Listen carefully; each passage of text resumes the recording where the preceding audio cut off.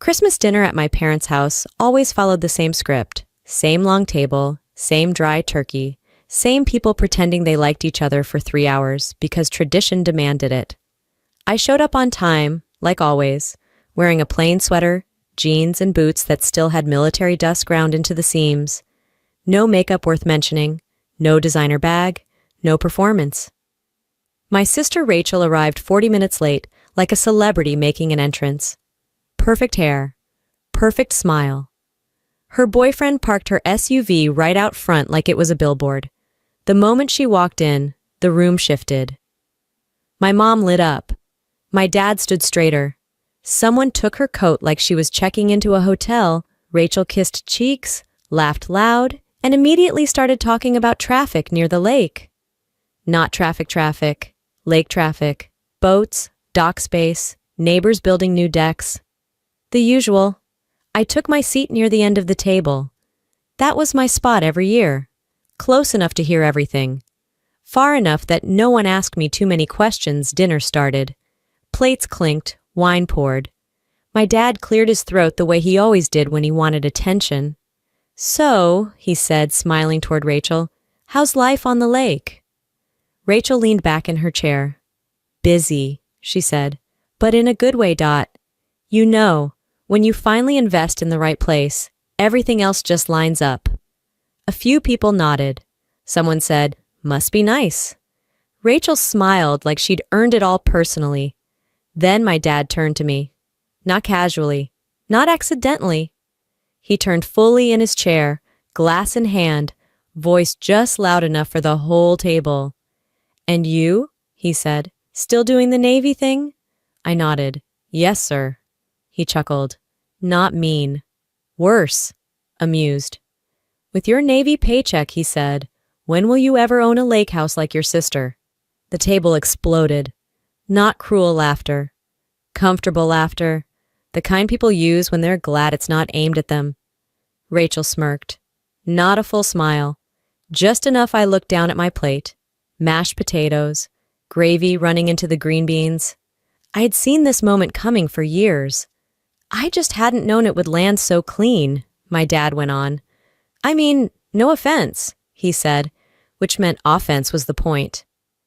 "But renting forever isn't really building anything, is it?" Someone laughed again. Someone else raised their glass toward Rachel. She didn't say a word. She didn't need to. Her face said everything. She was winning. Again I took a sip of water, let the noise wash over me. This was the part where I usually stayed quiet, where I nodded, where I let it pass so we could all pretend Christmas hadn't turned into a scoreboard, but this time felt different. Maybe it was the way my dad said Navy paycheck, like it was something embarrassing. Maybe it was the way Rachel didn't even bother pretending to be modest. Or maybe it was just exhaustion. The kind that builds when you've spent years letting people rewrite your story because it's easier than correcting them. I set my glass down. The laughter was still fading when I spoke. "Actually," I said, calm and even, "she doesn't own that lake house." The table stopped. Not immediately. Just enough hesitation that people weren't sure if they'd heard me right. Rachel turned her head slowly. "What?" I didn't raise my voice. Didn't rush. "She rents it," I said. "She's been renting it." Silence settled in, not dramatic, uncomfortable. My dad frowned. "What are you talking about?" I reached into my bag and pulled out my tablet. No shaking hands, no speeches. "I'm talking about the lease," I said. That was the moment the room changed. If this kind of family drama hits close to home, drop a comment below. And if you want more real stories like this, go ahead and subscribe. It helps the channel more than you think.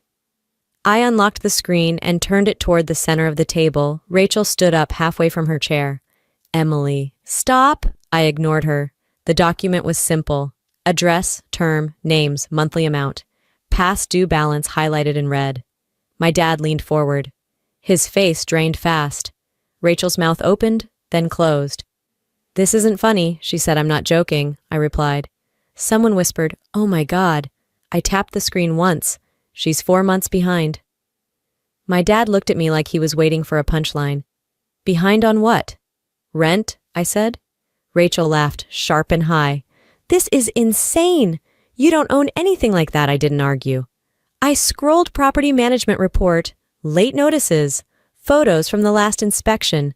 Nothing dramatic, just facts. The room felt smaller. Chairs creaked.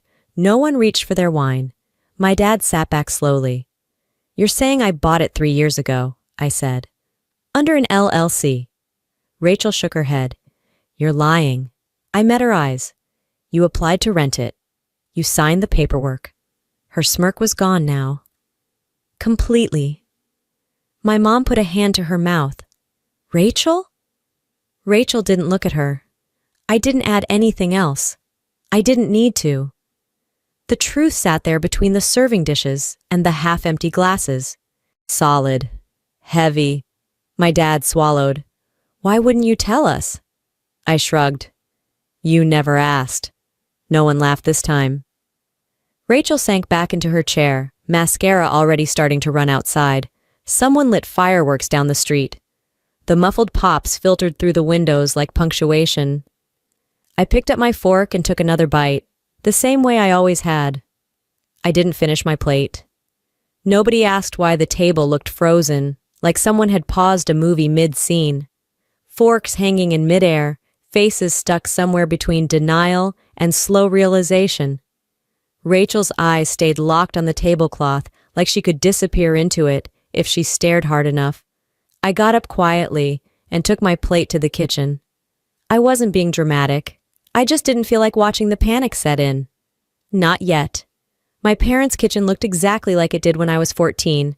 Same tile, same sink, same humming fridge covered in Rachel's high school photos and sorority composite. Not a single photo of me in uniform.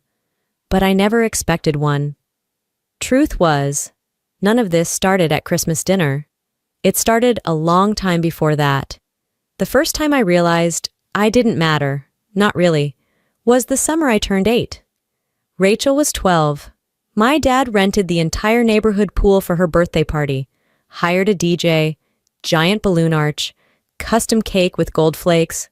Parents dropping off their kids thought it was a wedding. My birthday was 3 weeks later. I got a sheet cake from Walmart with crushed candles and a note from my dad. Cut it quick, Emily. Don't take attention from your sister's weekend. She was still outside with her friends. I ate my cake under the kitchen light while someone's music thumped through the walls. I didn't cry. I just learned something. In this house, some people get the pool party, and some people get told not to make noise. Rachel got the big room in every house we lived in. Even when I was older, she needs space, Dad would say. She's got more personality. I learned to live in corners.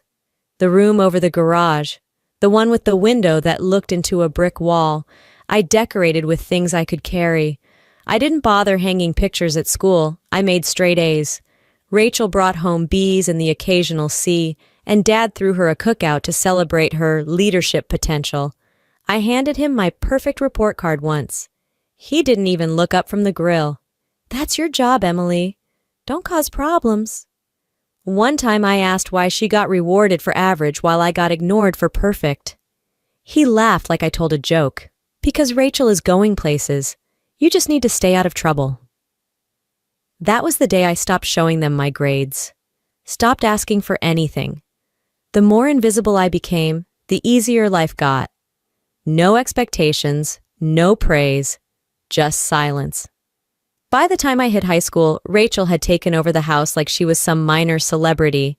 Friends over every weekend, music blasting, my dad acting like he was hosting a reality show. I learned to walk around the living room like a ghost. If I paused too long, I'd hear it.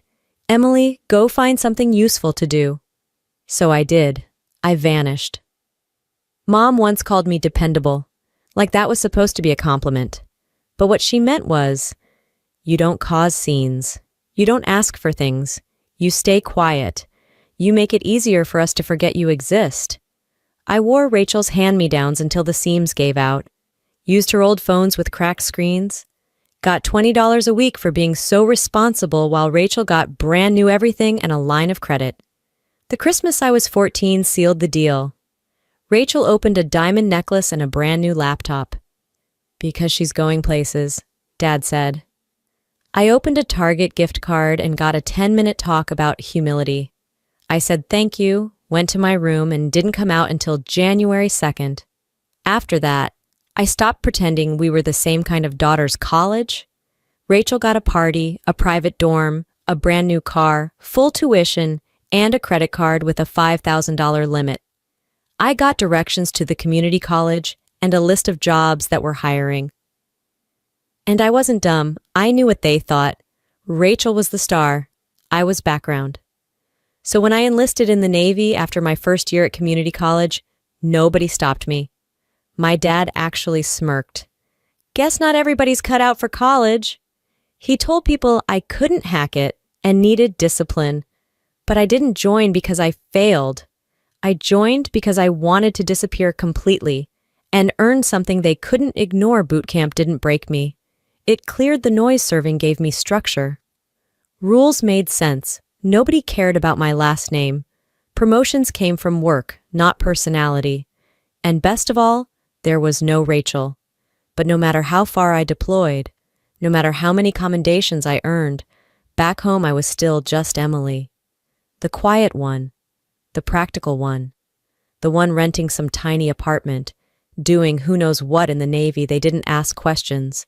I didn't offer answers.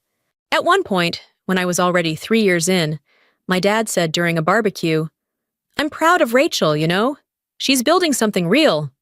All that real estate stuff, that's generational." Then he looked at me. "But hey, your job's important too. Every family needs someone who knows how to follow orders."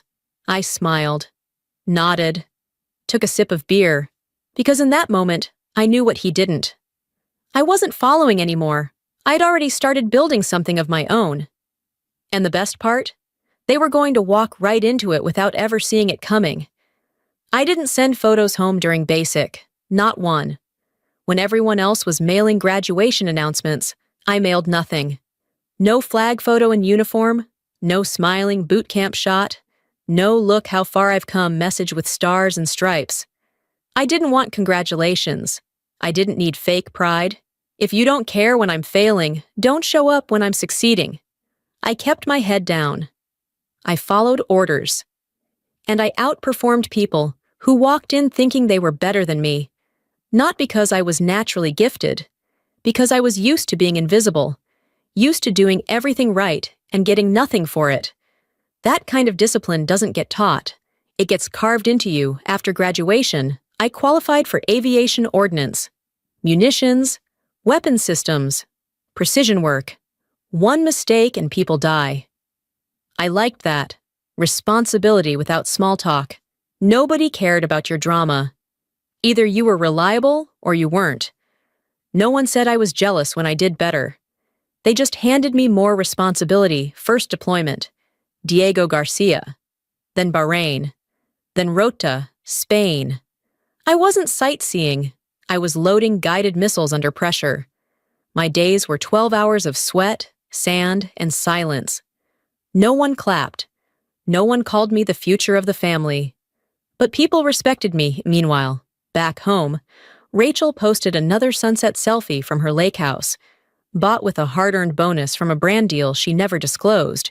She'd pop into my DMs once in a while with fake sweetness. "Hope the Navy is treating you well. We're planning a 4th of July party at the lake house. You should come." I never replied. She didn't want me there. She wanted the credit of inviting me. When I re-enlisted, no one in my family said a word. My mom called 2 weeks later to ask if I could Venmo Rachel gas money, because she's tight this month. I asked, "Do you know how much I make?" She paused. "Well, not really. You've never told us exactly." They assumed I was scraping by. Government paycheck. Barracks living. Maybe still renting a twin-size mattress in someone's converted garage. They didn't picture Navy bonuses. They didn't know I deployed with hazardous pay. Didn't know I'd gone from E3 to E6 faster than most guys in my unit. They thought Navy meant broke and obedient. That worked just fine for me. By year 6, I had over $90,000 saved. No debt, no kids, no boyfriend draining my paycheck. I maxed out my TSP, stashed money into a Roth IRA, and dumped the rest into a high-yield account no one knew existed. Back home, Rachel still played Boss Babe on Instagram, building her brand, partnering with local furniture stores for interior collabs that just happened to feature that lake house view in every single shot. She never tagged a landlord, never mentioned rent. Every post was grateful for my forever home. I watched it all from my rack on a ship in the middle of the Indian Ocean. She wasn't dumb. Rachel knew how to sell an illusion. I just couldn't believe how many people bought it, Dad included. He started referencing her house like it was family legacy. "We're lake people now," he'd say on phone calls I never returned. "Rachel's putting us on the map." She'd turned a rental into a reputation, but I didn't correct anyone. Not yet. In my final year before leaving active duty, I got stationed in Coronado, California. Solid base, better weather, private room. Still nobody asking about my life. And still nobody realizing that in the quiet I was building, that's when I found the house. Not just any house, a 5-bedroom contemporary right on Lake Lanier. Private dock, infinity pool, massive rooftop deck, built for someone with 6 figures in taste. It had been listed at $2.4 million. By the time I saw it, the price had dropped to $1.89 million. The market had cooled. Seller wanted out. I called a lawyer, not a realtor. A lawyer, we set up an LLC in a generic name. I wired $800,000 from savings, bonuses, and reinvested earnings. Took a low-interest VA loan for the rest. We closed in 14 days. No one, not my mom, not my sister, not a single cousin, knew I had bought it.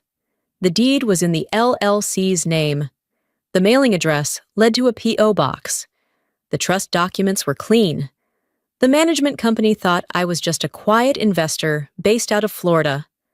I never even stepped inside during the first 3 months of ownership. I handled everything remotely: renovations, furnishing, landscaping, security system. The whole thing turned into a luxury, short-term rental in less than 60 days. I set the rent at $11,500 a month. First tenant? A pharma exec from Atlanta. He paid in full. On time. For 18 months, Rachel posted a story once about manifesting generational wealth. She had no idea her own sister was already running laps around her in silence. And I preferred it that way. Let them think I was still sleeping on someone's couch. Let them picture me in some shared apartment with peeling paint and army green duffel bags stacked in the corn. Let them keep laughing about my Navy paycheck. Because the best part about staying quiet? Nobody sees you coming. I didn't flinch when I saw the name. It was a regular Tuesday morning. I had just brewed a fresh cup of coffee and sat down in front of my laptop. My inbox had 4 unread messages. One of them, flagged as high priority, was from the property manager I'd been working with since day one, Brooke Wilkins. The subject line said, "New rental application, Lake Property." I clicked it, half expecting another executive relocation or influencer couple wanting a weekend hideaway. Then I saw it. Primary applicant, Rachel Marie James. Co-applicant, Chase Anthony Maddox. Combined income, $414,000 annually requested lease. Start, August 1st term, 24 months. I blinked once. Then again. The coffee in my hand didn't make it to my mouth. She had no idea I read it twice more, letting the absurdity settle. Out of every available listing in the entire lake region, she had stumbled across mine. Not publicly listed either. Brooke only marketed to vetted renters with verified assets and references. Rachel had clearly gotten through thanks to Chase, the boyfriend du jour, a 30-something brand consultant from Charleston with a recognizable last name and a trust fund to match. Their cover letter was as Rachel as it got. We're excited to elevate our lifestyle and create content in a space that reflects our growth and values. This home is more than a rental. It's a canvas for our future. I scrolled past the letter and hit the View Attachments button. Uploaded PDFs. Rachel's driver's license. Chase's bank statements.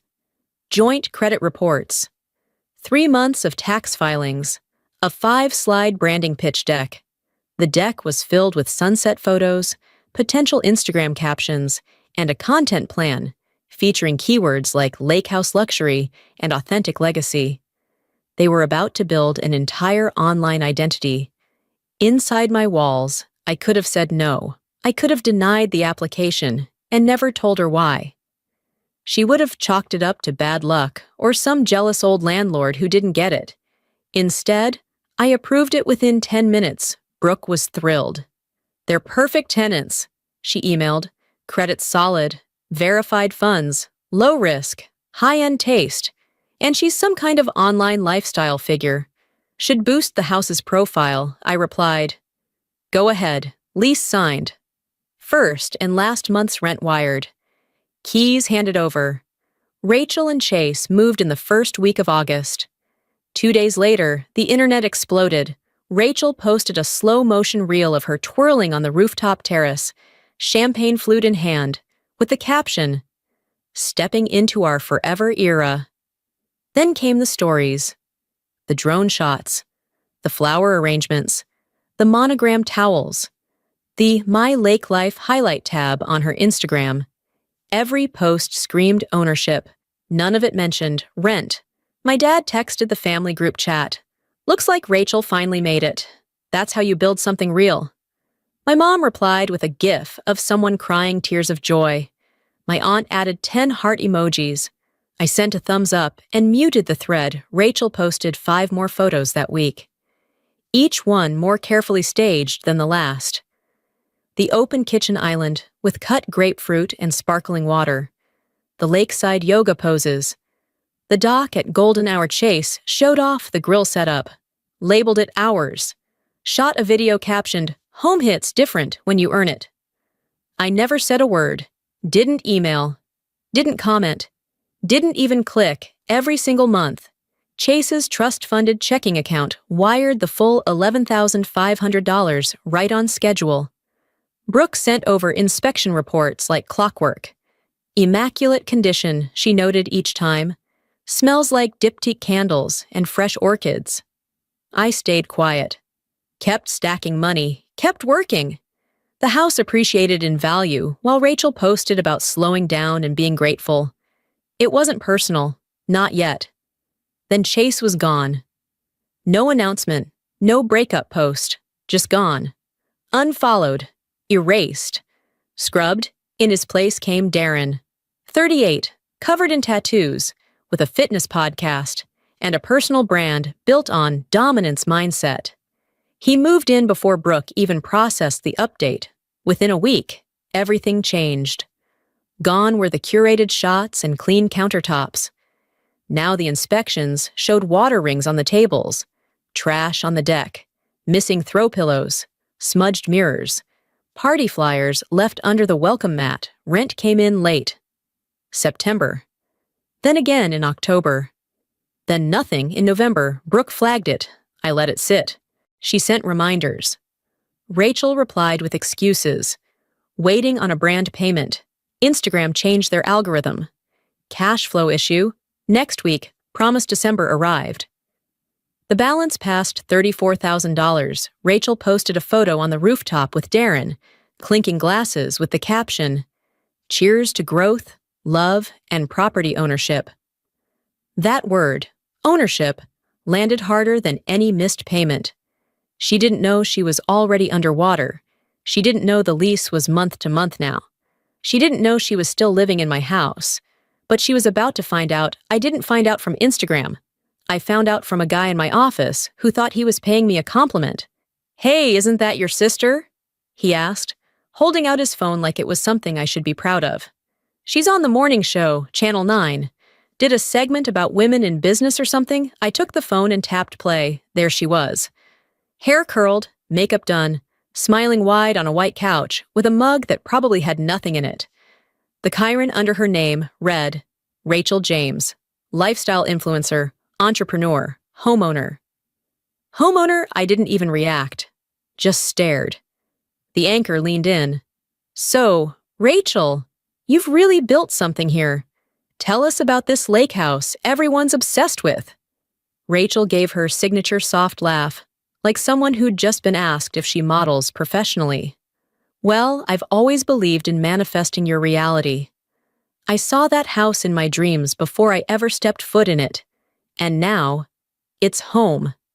The camera cut to drone footage I recognized instantly. My roofline, my dock, my landscaping. The kitchen Brooke had sent me photos of just last week. Fresh flowers, my furniture, my floors. The host nodded. It's gorgeous.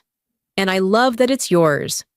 Rachel smiled like she'd just signed the deed. She talked about intention, about ownership, about designing her space from the ground up. She mentioned a future dock expansion and possibly building out a guest house for retreats. She said the lake house was an investment in legacy. She never once said the word rented. Not once. The segment ended with her handing over her Instagram handle and giving a wink to the camera. Come see more of the lake life. You'll fall in love with it, just like I did. I handed the phone back. My coworker chuckled. Damn. I guess she really made it, huh? I just nodded. Looks like it? I didn't correct him.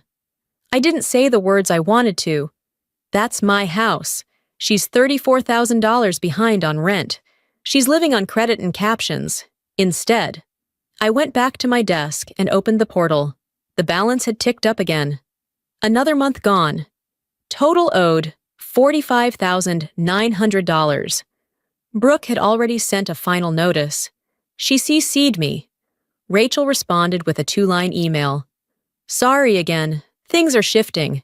We're close to finalizing a new deal, expecting payment by the 20th. The 20th came and went. Nothing Brooke called. Do you want to initiate formal proceedings? I leaned back in my chair. Not yet. That morning show changed everything. This wasn't just about missed payments anymore. This was performance, a full-blown play, with Rachel in the spotlight, acting like she owned a stage I built. And she had no idea the lights were about to go out. I started reviewing the lease documents again. Month to month since September. Termination clause clean. 30 days notice, delivered certified, would start the countdown. No extensions, no grace eviction wouldn't be personal. It would be business. But I didn't file yet. I wanted the right moment. The Christmas invite came 2 weeks later. Group text from Mom. Dinner at our place again this year. Prime rib and wine, just like always. Bring whoever. Festivities start at 5. Rachel chimed in 20 minutes later. Can't wait to see everyone. We'll probably swing by after a little dockside toast at our place first. That little winking emoji did it for me. Our place, she was weeks behind on rent, under lease review, and using my property as a stage prop for her personal brand. Fine. If she wanted an audience, she'd get one. I booked my flight home the next day. Didn't tell anyone. Just showed up the afternoon of Christmas Eve. Same old driveway, same uneven concrete. Dad's truck parked in the same crooked spot he always left it. The second I walked in, the nostalgia hit. Stained carpet, slightly burnt sugar cookies, the sound of Rachel's voice filling up the house before you even saw her. She was wearing a floor-length cream sweater dress and holding a wine glass like she was on the cover of a catalog. Emily, she said, hugging me like we were best friends. Look who finally showed up, I hugged back. Wouldn't miss it. She didn't know I'd flown in early. Didn't know I'd already dropped by Brooke's office in person. Didn't know the certified envelope with her name on it was already signed, sealed, and scheduled for delivery. She floated around the house like she owned it, telling everyone about her home renovation plans and hosting lake yoga in the spring. Jackson, the new boyfriend, a walking midlife crisis with an expensive watch and zero personality, stood by the wine rack talking loudly about crypto. I watched them like a scientist observes bacteria under a microscope. Dad made his usual speech after dinner. Prime rib, half eaten, wine half drunk, voice louder with each glass. Some of us, he said, raising his glass, are doing big things. Lake houses, real property, building something real. Then he turned to me. And some of us are still figuring it out, huh? Laughter. Rachel giggled. You'll get there, Emily. Maybe start small, like a condo. One of those cute little 2-bedroom ones with a community pool. My hands didn't shake. My voice didn't crack. I just stood up, pulled out my phone, and opened the property management portal. I turned the screen to face the table lease agreement. My LLC, my signature, Rachel's name, outstanding balance, $45,900. Status, 4 months delinquent. No one said a word. Nobody moved. Nobody said a word. My phone screen lit the center of the table like a courtroom exhibit. My sister's face lost every ounce of color. Dad's jaw tightened so fast, I could hear his molars grind. Jackson, standing behind Rachel, looked down like someone just yanked the floor out from under him. I didn't say a thing. I didn't have to. The numbers were doing all the talking. The lease agreement with her name on it. The outstanding balance, $45,900. The 4-month delinquency status. The notice sent. All on screen, black and white. No edits, no wiggle room. The same people who laughed 10 seconds ago were dead silent. Now Rachel finally broke the quiet. This isn't real. You faked this. You're not even a landlord. I turned the phone back toward me and tapped one button. Up came the certificate of incorporation, my name, my LLC, my trust.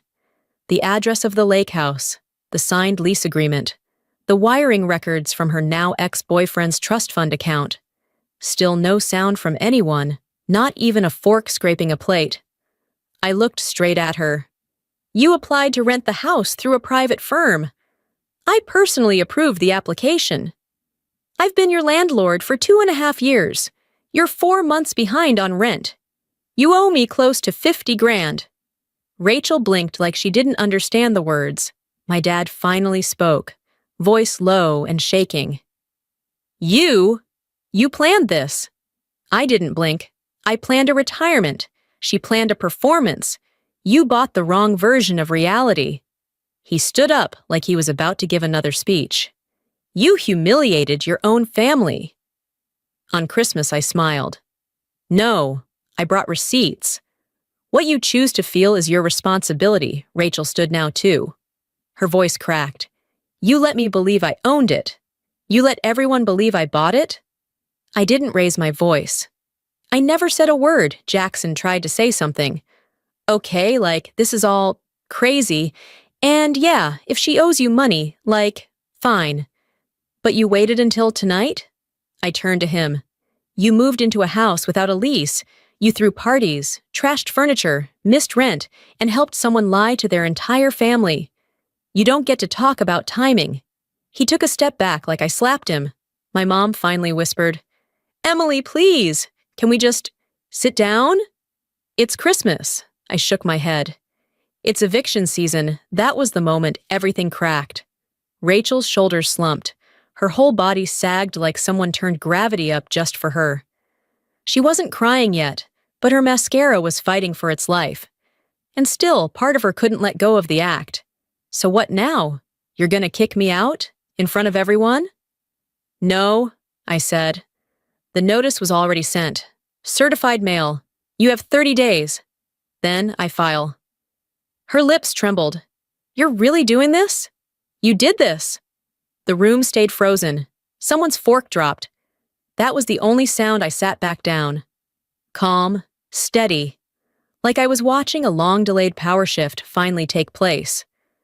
Nobody touched their wine after that. The rest of the night ran on fumes. I helped clear the table like nothing happened. I stacked dishes, wiped down counters, and loaded the dishwasher, while Rachel sat on the couch, staring at nothing. Jackson ghosted. My dad pretended to be exhausted and disappeared to his room. My mom stood in the kitchen, holding a dish towel she never used. She said, barely audible, "You blindsided us." I shrugged. "You never saw me coming because you never looked." I left before dessert, back at the Airbnb. I booked under a fake last name. I logged in and checked the portal again. Still unpaid. No new messages. The next morning, Rachel posted a story. Just text on a beige background. Some people would rather tear family down than build their own success. Sad. I screen captured it, sent it to Brooke. Eviction goes live day 31. No delays. Brooke didn't ask questions. Understood Rachel ghosted the payment reminders completely now. No more excuses. No more polite stalling. She stopped pretending. In less than 4 weeks, the certified eviction notice landed on her doorstep. Brooke sent photos of the envelope, the signature on delivery, and the timestamp. She had 30 days to vacate. Rachel tried one more Hail Mary. An email sent through her management team, offering to settle the balance in installments. I replied with a link to the updated terms. Full balance due, no payment plan, no exceptions. She never responded again. On day 32, the eviction filing went through. Legal, public, non-negotiable. I didn't post about it. I didn't say anything on my own socials. I didn't even update my LinkedIn. But I checked her Instagram. Gone were the rooftop posts. Gone were the sunset shots. The My Lake Life highlight disappeared. The bio no longer said Lake House Queen. The captions shifted fast. Now it was about minimalism, gratitude, and embracing change. Her followers didn't know what hit her. But I did. I'd been watching for years, and I was just getting started. The funny thing was, I didn't walk into that Christmas dinner planning to reveal anything. I hadn't rehearsed a speech. I didn't imagine some dramatic mic drop moment where I exposed my sister and took back the narrative. In fact, I almost didn't go at all. I booked a flight on a whim and told myself I'd leave after an hour, 2 tops. But when Rachel opened her mouth and started talking about dock renovations like she was flipping the Kennedy compound, I couldn't sit through another lie. She said it casually, like she was giving an HGTV interview. We're thinking of tearing down the whole upper deck, replacing the rails with glass, maybe a wet bar facing the lake, and a second-level lounge. Darren knows a guy who does fire pit installations. Should be wild by summer. Dad actually clapped. Now that's vision, and then he looked at me. Always back to me. You ever gonna own something, Emily? Or you still playing G.I. Jane and living off base housing with rats and roommates? Laughter. Not a lot, but just enough. Rachel took a sip of her wine and added with a smile. Some people rent. Some people own. It's a mindset. I didn't stand up because I was mad. I stood up because I was done. I didn't raise my voice. I didn't roll my eyes. I just pulled out my phone and turned it toward them, like I was showing a receipt. The table read it slowly. Lease agreement. Emily S. James, LLC tenant. Rachel M. James property address. Lakeview Shores Drive. Outstanding balance. $45,900. Lease. Status. Delinquent. 4 months past due. No dramatic music. No one gasped. Just silence. My uncle reached for his glasses. My cousin stopped chewing. My dad stared like he couldn't read. Rachel whispered, "That's fake, it's not. You're lying." "No. Why would you do this to me? You did it to yourself." Dad stood up, veins bulging. "This is a family gathering," I noticed. "So I brought a family invoice." Rachel's voice broke. "You knew this whole time. And you let me keep pretending you kept pretending. I just kept collecting." Nobody laughed. Now I sat down like nothing happened and picked up my fork again. Mom said, "You should have told us. You never asked." After dinner, I watched everyone scatter. Rachel vanished. Dad went straight to the bourbon. Mom just kept folding and unfolding the same napkin. I stayed in the kitchen and helped clean up like I always did. Stack the dishes, scrape the leftovers. Pretend like I wasn't the villain now, just because I didn't lie by omission for once. That night, Rachel texted me from upstairs. I hope it was worth it. I didn't respond. There was nothing left to say. The next morning, I left before sunrise. No goodbyes, no hugs, just a silent drive to the airport and a $5 coffee that tasted like freedom. Rachel made one last move before the eviction went through. She hosted a goodbye party at the house like it was a choice, posted it on Instagram. Our time at the lake is coming to an end. On to bigger things. Thank you to everyone who made this chapter magical. Photos of her on the dock in white, holding a candle like she was staging a breakup with a building. None of the guests knew the truth. They just smiled and took selfies in someone else's house. Brooke sent me the final inspection photos 3 days after she left. Damage to the stairs, scratches on the kitchen island, one broken window on the upstairs landing, a pile of unopened mail stacked behind the front door. Including the final invoice, she left it all behind. Darren didn't even show up to help her move. She hired a $99 per hour junk removal crew and dumped everything she couldn't carry in a borrowed SUV. I filed a collections claim for the unpaid rent, plus damages. Her credit score, once in the 700s, dropped over 150 points. Brooke relisted the house a month later. The market had flipped again, this time in my favor. 14 offers in 5 days.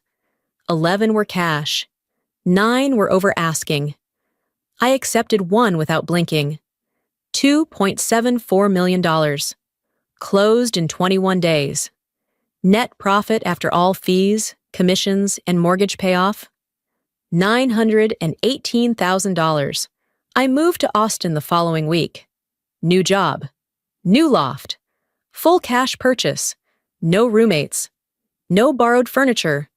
No more questions about whether I'd ever own something. I changed my phone number, my email, my emergency contacts. Blocked every relative still talking to Rachel. I didn't look back, but she tried one last time. A burner Instagram account. No profile picture. 4-paragraph message about healing and forgiveness, and being sisters. No matter what, I blocked it. Without reading the second paragraph, Dad sent a letter to my old P.O. box. Handwritten, 10 pages. Talking about mistakes and pride, and how blood is thicker than bank accounts. I shredded it without opening it all the way. Mom sent a birthday card that somehow got forwarded. It came back, returned to sender. Nobody gets a second chance to rewrite my story now.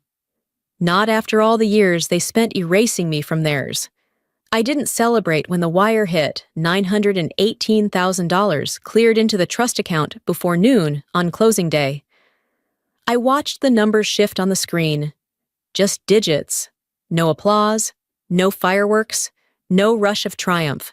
Just quiet. Then I closed the laptop and took the trash out like it was any other Wednesday. I didn't tell anyone I sold the lake house. Not my coworkers. Not the new friends I was starting to make in Austin. Nobody got the full story. Nobody needed to. I'd spent my entire life being underestimated, spoken over, and explained away. There was something beautiful about knowing the win belonged to me alone. Rachel never found out the final sale price.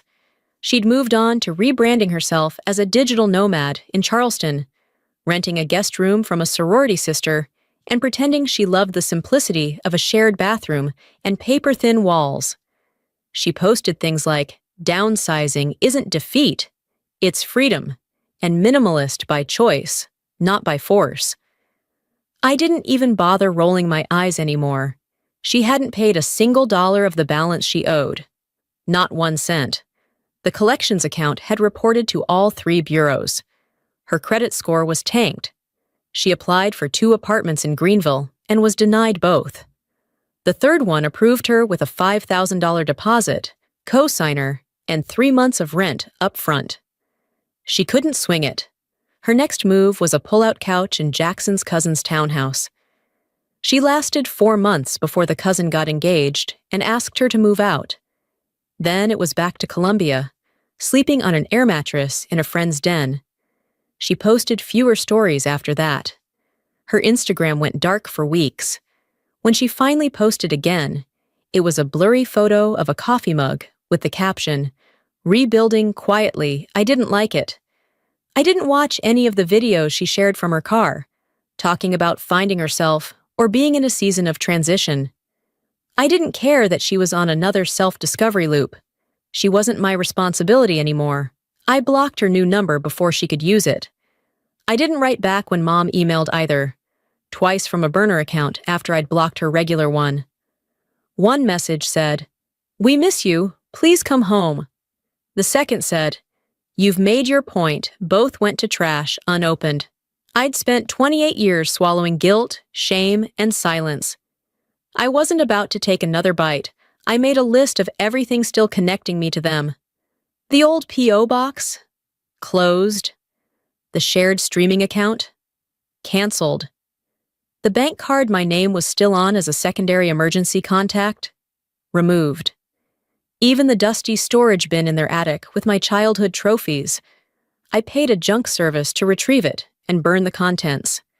Clean breaks require clean lines. I didn't feel angry. I didn't feel bitter. I just felt weightless. The loft in Austin was everything I'd never allowed myself to want. 2 bedrooms, floor-to-ceiling windows, direct view of Lady Bird Lake, all new appliances, all mine, paid in full, no mortgage. I furnished it slowly. No impulse buys, no cheap sets from discount websites. Just good pieces I loved, one at a time. The closet was organized by color. The fridge was always stocked. The bathtub had jets. The only sound at night was the hum of the city outside. No yelling, no tension, no lectures about ambition. I stopped checking their socials completely. Not even out of discipline, just disinterest. I knew what the content would be. Curated messes, filtered apologies, new angles of the same collapse. There's no plot twist in a loop. Dad had gone quiet since the letter failed. Word got back to me through one of his old golf buddies. He wasn't invited to the Saturday morning tea time anymore. Apparently, that video from Christmas dinner made it to their group chat, and nobody let it go. "Still got that daughter who owns your other daughter?" That line alone cost him a year of social life. He sold his club membership a few months later and started golfing alone at a public course on the edge of town. The guy who told me said he looked 10 years older than last Christmas. I wasn't sorry. None of them were sorry when I was 14 and blowing out candles on a gas station cake while my sister threw parties in a rented bounce castle. None of them were sorry when I shipped off to basic and they sent a group text that said, "Good luck," and nothing else. None of them were sorry when I came home after 2 deployments and ate dinner in silence while Rachel passed her phone around, bragging about her new YouTube followers and fake skincare brand. So I owed them exactly what they gave me. Nothing. I didn't disappear out of spite. I disappeared out of necessity. Silence for me wasn't a punishment. It was recovery.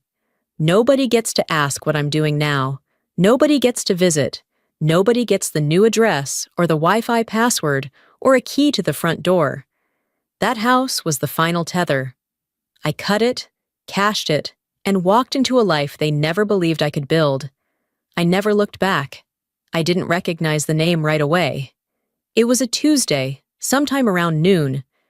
I was working from my apartment in Charlotte, still on a project deadline, still answering tickets with military precision, like I always did.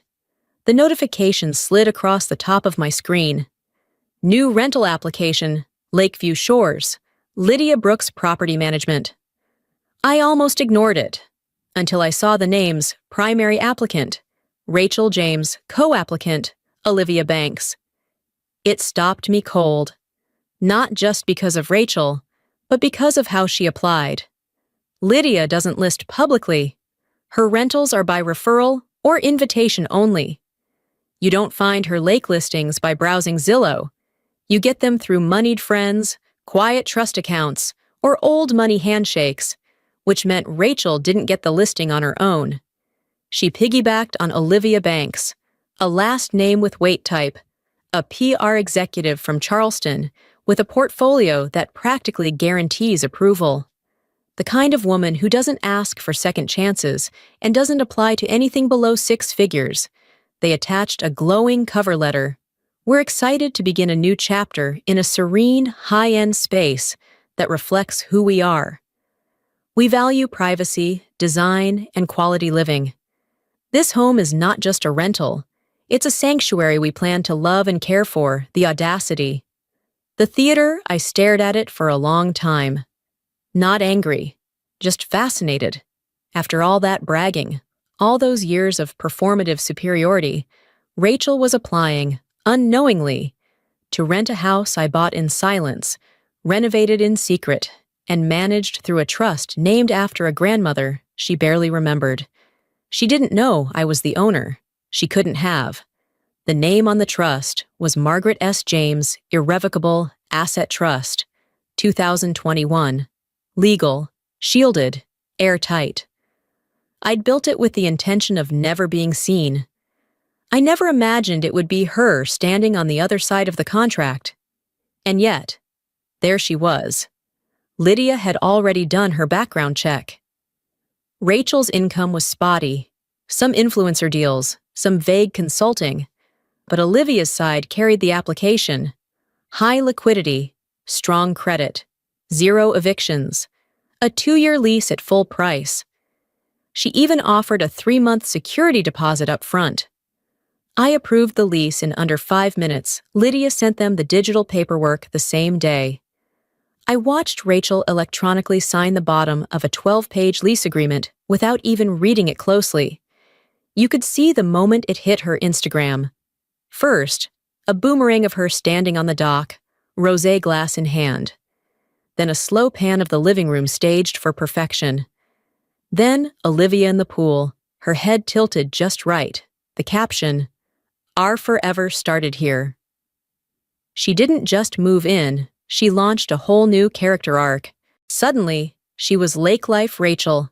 Hashtags, drone footage, brunch on the deck, wide shots of her home. Every post staged to scream homeowner, every caption dripping with ownership energy.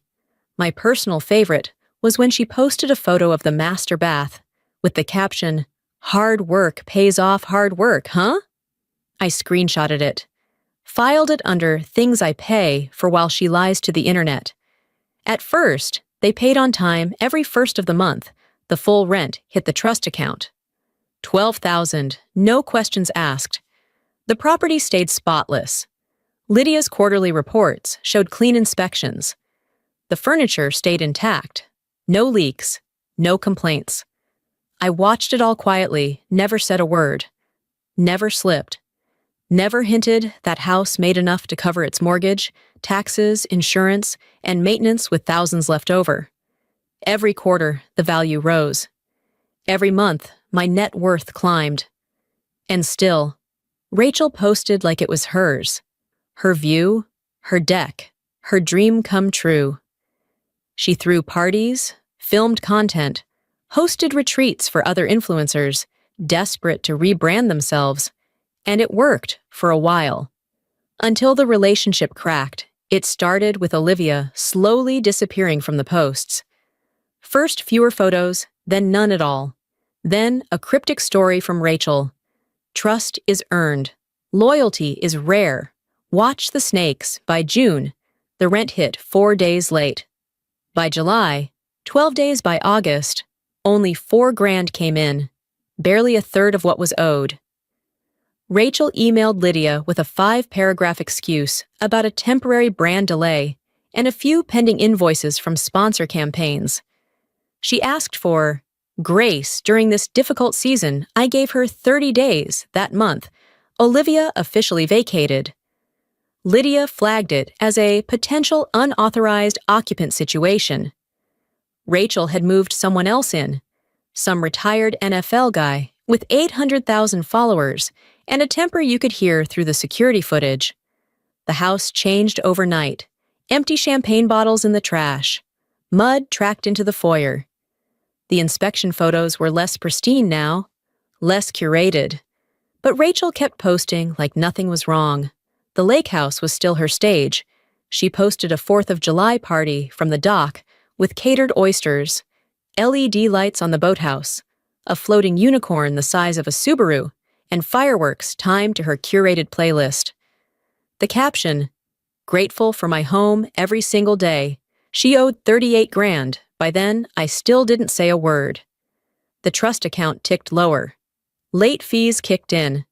She sent another message asking if we could pause rent for 30 days. Lydia declined, firm but polite. Rachel's next post?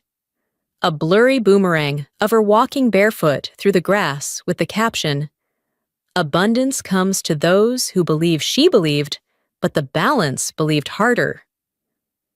Rachel didn't show up to her eviction hearing. She probably never even opened the certified envelope Lydia had mailed it exactly on day 31 after the last partial payment.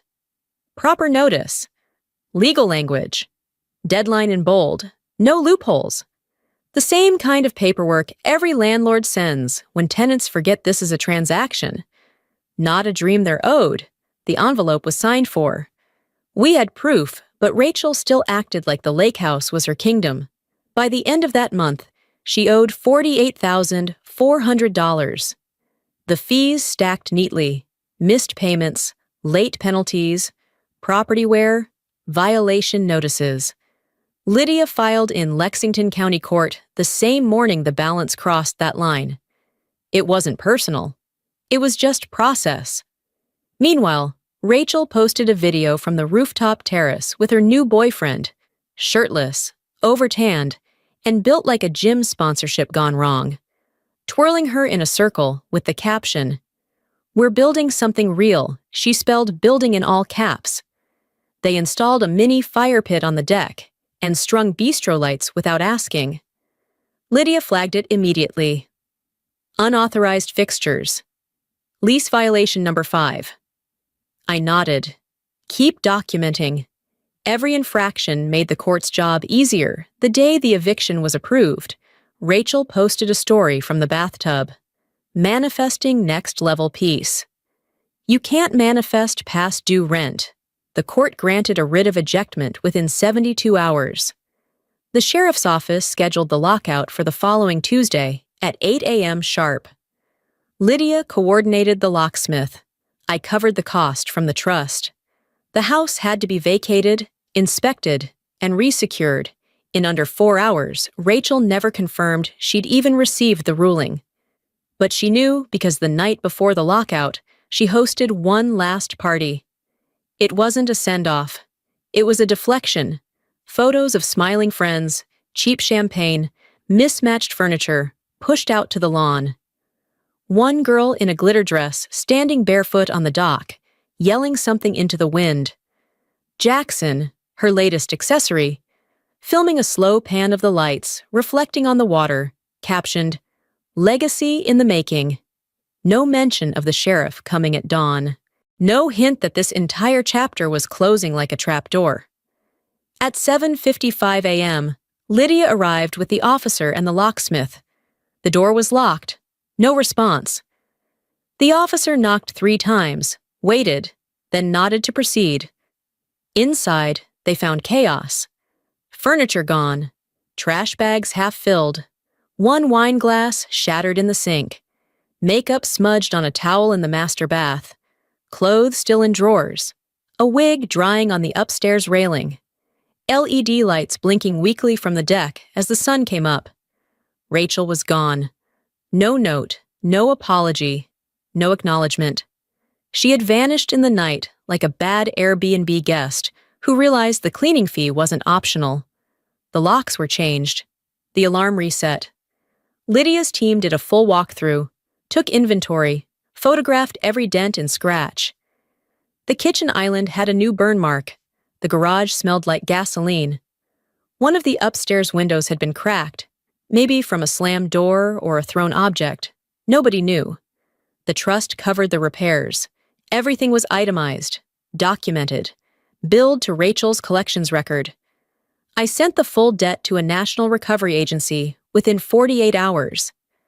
They flagged it across all 3 credit bureaus and attached wage garnishment notices to her known income sources.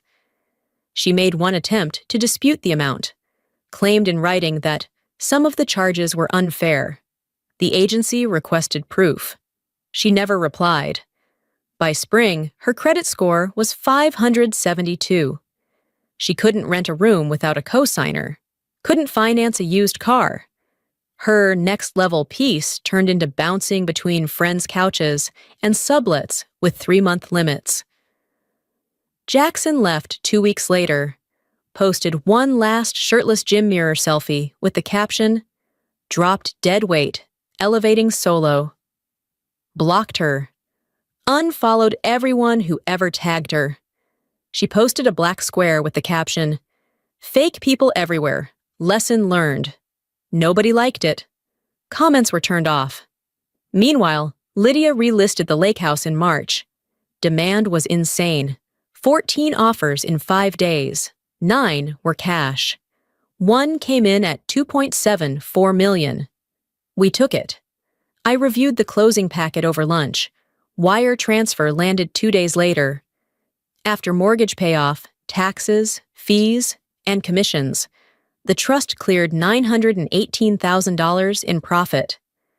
That money went into an Austin account under a new LLC. By May, I'd bought a downtown loft overlooking the water. Cash, no debt, no roommate, no borrowed furniture, just space I owned. No family visits, no shared holidays, no new numbers. Rachel tried one more time. A burner Instagram account with no bio. 4 paragraphs about forgiveness and how family is forever. She wrote, "I know I hurt you. I know I was cruel. But you got your revenge. Maybe we can be sisters again." I blocked it without opening the last sentence. There was no revenge, only balance. Thanks for watching this full story about family betrayal, quiet strength, and long-earned justice. If you like real-life military and family revenge stories like this one, hit that subscribe button. We've got more coming, stories that hit hard, stay real, and always deliver.